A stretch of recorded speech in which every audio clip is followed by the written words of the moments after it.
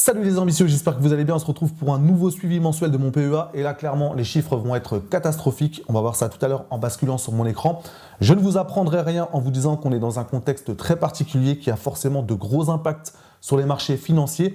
Dans ces moments-là, c'est important de garder le contrôle de ses émotions parce que certes, on sait que des moments comme ça vont arriver dans une carrière d'investisseur, mais c'est une chose de le savoir qu'il faut gérer ses émotions dans ces moments-là et c'est une autre chose de réellement le faire parce que c'est des émotions, c'est pas forcément toujours contrôlable et même si on se disait il faut que je fasse attention dans ces moments-là de ne pas craquer, quand on vit réellement la situation, c'est dans ces moments-là qu'on sait exactement comment on est. Donc on apprend vraiment à se connaître encore mieux dans ces moments-là.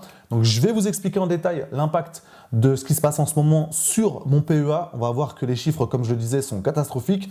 Je vous expliquerai un petit peu ma façon de voir les choses dans ces moments-là. Peut-être que ça vous permettra aussi d'y voir plus clair si vous avez déjà commencé à investir ou si vous avez envie de commencer à investir prochainement. C'est dans ces moments-là qu'on voit réellement si on est capable d'avoir une stratégie qui fonctionnera sur le long terme ou à l'inverse, si on voit qu'on a déjà du mal dans ces moments-là à contrôler ses émotions, peut-être que la bourse n'est pas forcément un domaine pour nous, mais j'ai envie de dire que ça peut aussi se produire dans l'immobilier parce que les moments où on a par exemple un crack immobilier, ça peut arriver aussi. Donc si on ne sait pas gérer non plus ses émotions dans ces moments-là, forcément ça peut avoir des conséquences sur nos finances. Et j'aimerais justement vous montrer deux documents qui sont à mon sens très parlants pour prendre du recul, pour essayer de faire preuve d'un peu plus de pragmatisme parce que c'est vrai que dans ces moments-là, on peut avoir tendance à réagir un petit peu à l'instinct parce qu'on est un peu crispé et on peut avoir tendance à faire des choses qu'on va regretter par la suite sur le domaine des marchés financiers.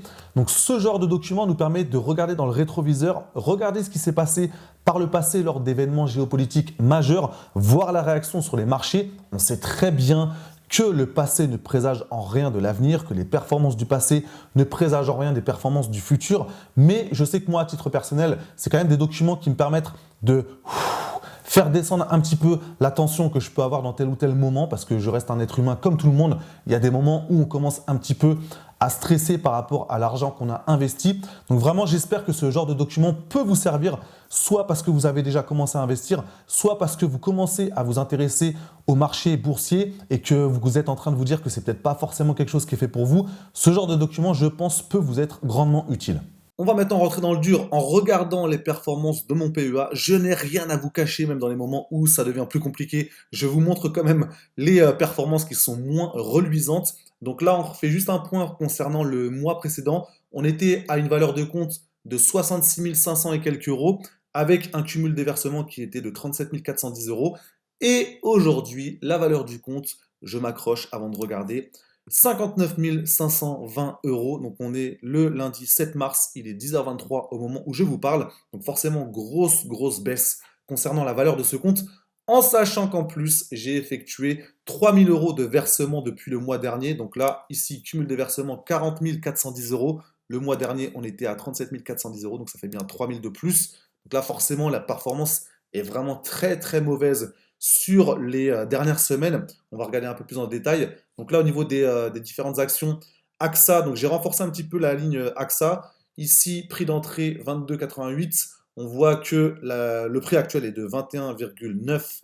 On a donc une performance négative. Ensuite, Danone, pareil, ça a fortement chuté. Le mois dernier, on était à 55, non pas 55,67, on va juste décaler ici. On était à 56,49 au prix actuel. Là, on est à 47,64, donc grosse baisse concernant Danone. Ensuite, LVMH, le mois dernier, on était à 685 euros et là, on est à 562 euros. Donc là, grosse baisse concernant cette action. Je pense que je vais renforcer dès que possible cette ligne d'action. Je continue à réfléchir, mais je pense que c'est dans mes objectifs. Donc, je vous en reparlerai prochainement. Ensuite, la ligne Total Énergie, donc ma plus grosse ligne, ici avec un total de 1001 actions. On était le mois dernier à un prix de 51,10 euros. Et là, on est à 43,98.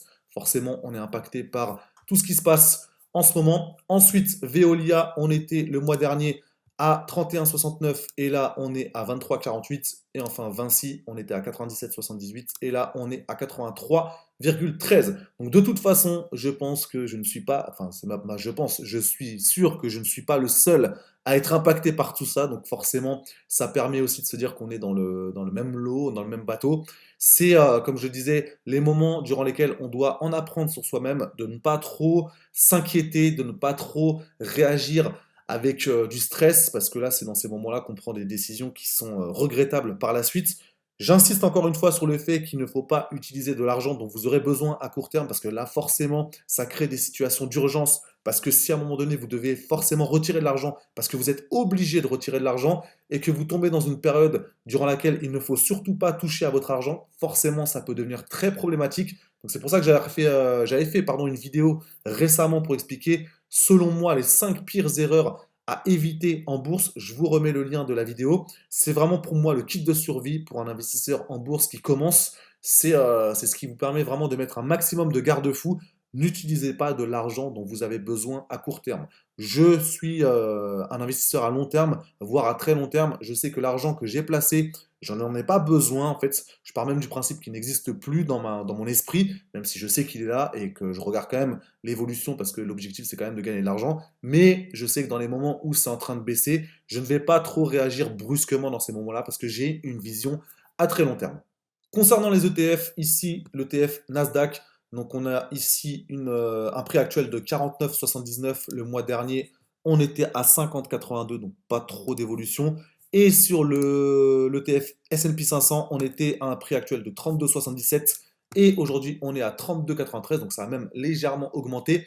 Donc ça permet un peu de voir la différence entre le portefeuille d'actions et le portefeuille d'ETF. J'ai déjà eu plusieurs fois la réflexion, effectivement, il y a énormément de doublons entre le l'IXOR Nasdaq et le Lixor S&P 500, donc entre les deux ETF. De toute façon, je vais écouler dès que je pourrai le Nasdaq, l'ETF Nasdaq, pour rebasculer sur du S&P 500 et après je verrai si j'investis sur un autre ETF. Mais voilà, c'était un tour d'horizon de ce qui s'est passé sur mon PEA sur ces dernières semaines. Forcément, on est impacté par tout ce qui se passe. Je ne touche à rien. Là, j'ai même renforcé. J'ai racheté des parts de l'ETF S&P 500. J'ai racheté aussi des actions AXA. Et là, je suis en train de surveiller d'autres actions pour voir si je peux renforcer. Après, bien évidemment, ça dépend aussi de l'argent disponible. Là, si vous regardez, les liquidités, elles ne vont pas me permettre de faire grand-chose. Mais j'ai de l'argent un petit peu ailleurs. Donc, on verra ce que je peux rebasculer sur mon PEA. Donc, dites-moi dans les commentaires quelle est votre vision des choses en ce moment en ce qui concerne les marchés boursiers. On ne va pas parler du reste, même s'il y a énormément de choses à dire, bien évidemment. Mais en ce qui concerne les marchés boursiers, est-ce que vous êtes déjà engagé en bourse? Comment vous réagissez en ce moment? Est-ce que vous avez déjà connu des périodes comme ça par le passé, si ça fait déjà un certain temps que vous investissez en bourse? Parce qu'il y a déjà eu des événements géopolitiques majeurs, il y a déjà eu des moments où les marchés ont fortement baissé. Comment avez-vous réagi à ce moment-là? Est-ce qu'aujourd'hui vous réagissez différemment, pardon, parce que vous en avez appris un peu plus sur vous-même, vous savez mieux gérer vos émotions? Donc dites-moi en détail comment vous fonctionnez. Si vous n'avez pas encore investi, mais que ça vous intéresse, comment vous percevez la période actuelle? Est-ce que vous pensez que vous auriez été capable de faire preuve de pragmatisme et de ne pas prendre des décisions à chaud? Ou est-ce que justement vous pensez que vous êtes encore un petit peu fragile par rapport à ces moments-là? Et est-ce que vous pensez que justement c'est peut-être un domaine qui n'est pas forcément fait pour vous? Dites-le moi dans les commentaires et on se retrouve pour la conclusion de cette vidéo. J'aimerais qu'on termine cette vidéo en parlant de la notion d'allocation d'actifs. Ça, c'est une notion que vous devez absolument maîtriser pour réussir une brillante carrière d'investisseur. C'est en gros la façon dont vous allez organiser votre portefeuille, dans quel domaine vous allez investir, pour quel pourcentage de votre portefeuille. Moi, c'est une notion que j'ai découverte dans le livre L'argent d'Anthony Robbins il y a quelques années. C'est vrai que je suis très perfectible par rapport à ça parce que pour l'instant, j'ai investi en bourse et en immobilier. Je n'ai pas d'autres investissements, donc forcément, je suis exposé. J'ai par exemple pour l'instant aucun investissement en or, alors que lorsqu'on voit l'évolution du cours de l'or en ce moment, on se rend compte à quel point il faut en posséder parce que c'est ce qu'on appelle souvent une valeur refuge. Donc on se rend compte que certains investisseurs s'en sortent mieux que d'autres parce qu'ils ont une meilleure allocation d'actifs. Donc ça, c'est vraiment une notion que vous devez maîtriser. Par rapport à ce livre-là, on se rend compte qu'aujourd'hui, on a quand même accès à un savoir qui est inestimable en fait. Parce que là, pour quelques dizaines d'euros, vous avez accès à un condensé d'interviews de grands investisseurs, parce qu'Anthony Robbins a passé énormément de temps à interviewer des grands investisseurs qui ont eu de grosses performances sur la durée, pas seulement une année, mais sur plusieurs décennies, notamment Ray Dalio. Il lui pose la question de savoir quelle serait selon lui la répartition idéale d'un portefeuille. Il donne la réponse, page 413, selon lui, 30% d'actions, 15% d'obligations gouvernementales à moyen terme, 40% d'obligations gouvernementales à long terme, 7,5% d'or, 7,5% de marchandises. Et ça, je sais que c'est quelque chose sur lequel je suis en train de m'appuyer, sur lequel je suis en train de travailler parce que en ce moment, je regrette de ne pas avoir d'or parce que forcément, ça permettrait à mes investissements de se porter un peu différemment parce que là, si on regarde mon PEA, on se rend compte qu'il a baissé de quasiment 10 000 euros en fait, si on enlève les versements que j'ai faits, quasiment 10 000 euros de perte. Pour l'instant, c'est de la perte fictive parce que je n'ai rien vendu, mais c'est quand même une évolution négative du portefeuille. Donc, si j'avais d'autres investissements, forcément, la totalité de mes investissements se porterait différemment. Donc ça, c'est vraiment une notion que je vous recommande de maîtriser. Dites-moi dans les commentaires si vous connaissiez cette notion d'allocation d'actifs. Comment se répartit votre portefeuille? Est-ce que c'est vraiment quelque chose sur lequel vous portez votre attention, d'être vraiment diversifié en fait, de ne pas avoir exposé tout votre argent dans tel ou tel domaine? Parce que si on prend l'exemple de l'immobilier, si vous avez tout misé en immobilier, forcément, vous êtes peut-être trop exposé et dans certains moments, ça peut être compliqué pour vous. Si à l'inverse, vous êtes exposé uniquement sur les actions, en ce moment, c'est très compliqué. On se rend compte qu'on a des grosses sueurs froides. Donc, comment vous fonctionnez par rapport à ça? Est-ce que vous connaissez cette notion?